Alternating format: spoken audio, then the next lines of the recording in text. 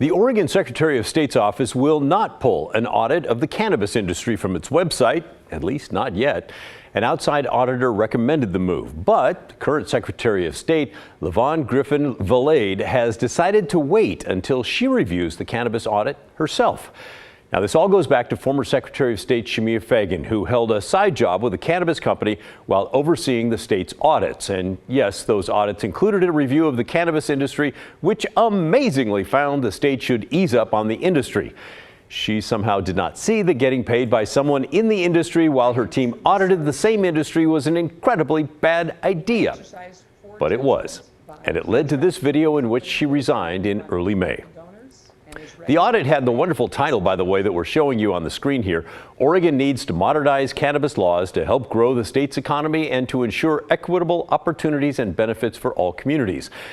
And while that may be true, does anyone trust the findings since the audit was pushed by the Secretary of State, who was literally on the payroll of a large cannabis company at the same time? So the governor asked an outside firm to take a look and see if it was done correctly. The results came out yesterday. The outside auditors said, yes, for the most part, they did get it right. But these outside folks found problems too. First, the good news, the review found Oregon's audit team did not have its independence impaired. Also, it reported that the audit, planning, fieldwork, and reporting process did not deviate from their typical standards and practices, which also, by the way, are consistent with the national standards and practices. They also found no evidence the audit team was compromised or that Secretary Fagan exerted undue influence on the audit. Okay, so that's good news. Now for the bad news. The cannabis industry was audited because the Secretary of State, Secretary Fagan, wanted it done. Again, kind of a no-no for someone working on the side for that industry. Here's some background. Oregon law requires the state auditors prepare a plan of attack, if you will, for the upcoming year's audits.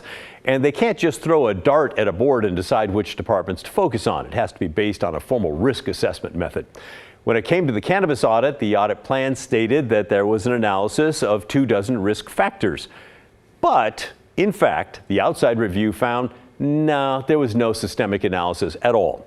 Instead, audit targets were picked by interviewing state agencies, being familiar with state programs, and what the Secretary of State wanted. The outside review notes that it's not against the law for the Secretary of State to pick at audit targets, but state law does require the choice to be backed up by that risk assessment, which did not happen here. The other criticism was from the outside group was this. As it became clear, the Secretary of State was embroiled in this mess to include the cannabis audit, the Oregon audit team did not take steps to fortify its findings. Since it was pretty easy for the rest of us to start wondering if the final result was wrongly influenced by the Secretary of State, the outsiders thought they should have done that. The consultant said that Oregon's auditors should have done things like added specialists or additional reviewers and other resources to conduct the audit.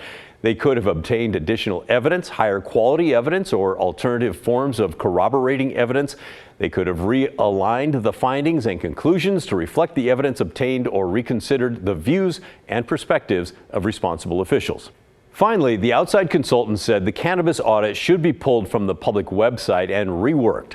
Current Secretary of State Griffin-Valade said she will personally oversee a reevaluation of the evidence presented in the audit. But while she does that, she's not pulling it. The audit will stay public.